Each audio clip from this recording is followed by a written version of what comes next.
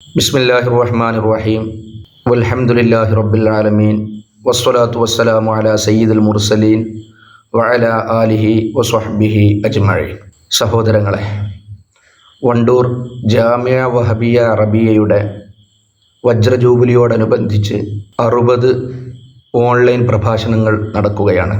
ഇസ്ലാം നീതിയുടെ മതം എന്ന ശീർഷകത്തിൽ വധശിക്ഷ എന്ന വിഷയത്തെക്കുറിച്ചാണ് സംസാരിക്കുന്നത്. കുറ്റകൃത്യങ്ങൾക്ക് വധശിക്ഷ നൽകുന്നത് മാനവികമാണോ എന്ന ചർച്ച ലോകത്ത് കുറേ കാലമായി നിലനിൽക്കുന്നുണ്ട്. അംഗീകരിക്കുന്നവരും നടപ്പാക്കുന്നവരും കുറേയുണ്ട്, എതിർക്കുന്ന രാജ്യങ്ങളും ധാരാളമുണ്ട്.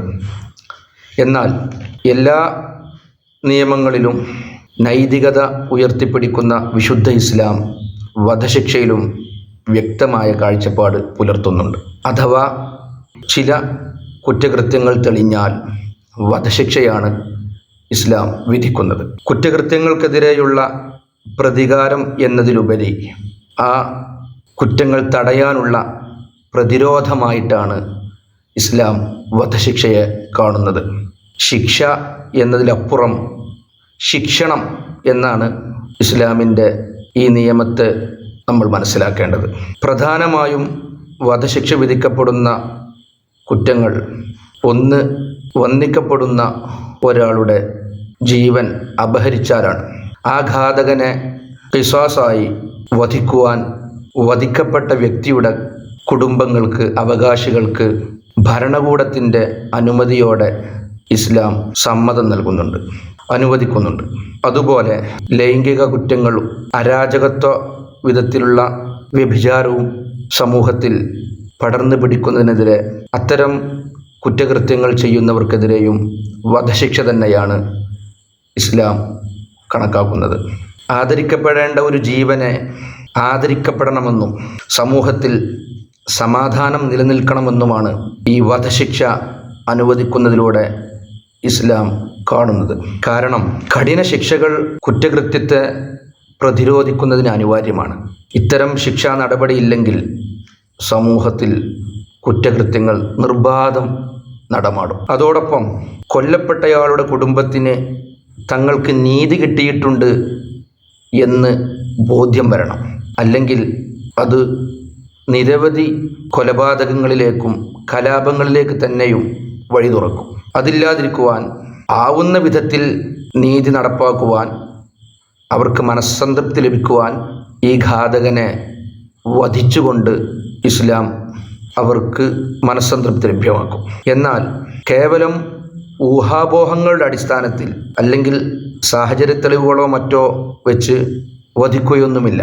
അതിന് വ്യക്തമായി ഇവിടെ തെളിയപ്പെടണം, അല്ലെങ്കിൽ ഘാതകൻ സ്വയം കുറ്റമേറ്റെടുക്കണം. ഇവിടെ സമാധാന പാലനം നമ്മുടെ പ്രധാന ഉദ്ദേശ്യമാണ്, ശരീഅത്തിൻ്റെ പ്രധാന ഉദ്ദേശ്യമാണ് എന്നതിന് തെളിവാണ് കൊല്ലപ്പെട്ട കുടുംബങ്ങൾക്ക്, വ്യക്തിയുടെ കുടുംബങ്ങൾക്ക് ഘാതകന് മാപ്പ് നൽകുവാൻ അവകാശമുണ്ട് എന്നത്. അവർക്ക് ദിയാപണം, ബ്ലഡ് മണി സ്വീകരിച്ചുകൊണ്ടോ വെറുതെയോ മാപ്പ് നൽകിയാൽ അത് അംഗീകരിക്കപ്പെടും.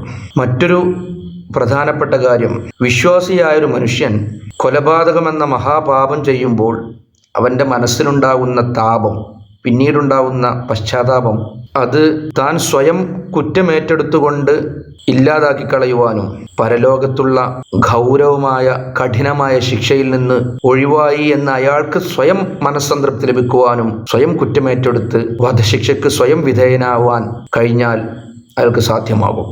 ഇങ്ങനെ നിരവധി ഉപകാരങ്ങൾ ഇസ്ലാമിക് വധശിക്ഷ നടപ്പാക്കുന്നതിലൂടെ കാണാൻ സാധിക്കും. അതുപോലെ പരസ്യമായ വ്യഭിചാരം സമൂഹത്തിൽ നടമാടിയാൽ വലിയ അരാജകത്വത്തിലേക്കും സമൂഹത്തിൻ്റെ ഭാവി തലമുറയുടെ സംശുദ്ധിയില്ലായ്മയിലേക്കുമെല്ലാം അത് ചേർക്കും.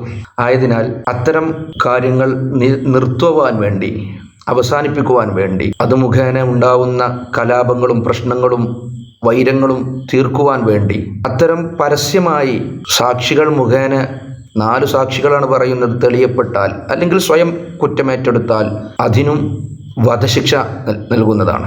ഇങ്ങനെ ചില അനിവാര്യ ഘട്ടങ്ങളിൽ ഇസ്ലാം വധശിക്ഷയെ അനുവദിക്കുന്നുണ്ട്. ഇത് അള്ളാഹുവിൻ്റെ മഹത്തായ ശരീഅത്തിൻ്റെ നീതിയുടെ ഭാഗമാണ്. എല്ലാ വിധികളെന്ന പോലെയും ഇവിടെയും ചിന്തിക്കുന്ന മനുഷ്യർക്ക് നീതിയുടെ മുഖം തന്നെയാണ് കാണാൻ കഴിയുന്നത്. അള്ളാഹു അവൻ്റെ വിധിവിലക്കുകൾ അനുസരിച്ച് ജീവിക്കുവാനും യഥാർത്ഥ മുഅ്മിനീങ്ങളായി മരിക്കുവാനും മശായിഖന്മാരോടുകൂടെ തിരുനബി തങ്ങളുടെ സ്വല്ലല്ലാഹു അലൈഹി വസല്ലം സുംറയിൽ അണിചേരുവാനും നമ്മളെല്ലാം തുണക്കട്ടെ. അൽഹംദുലില്ലാഹി റബ്ബിൽ ആലമീൻ.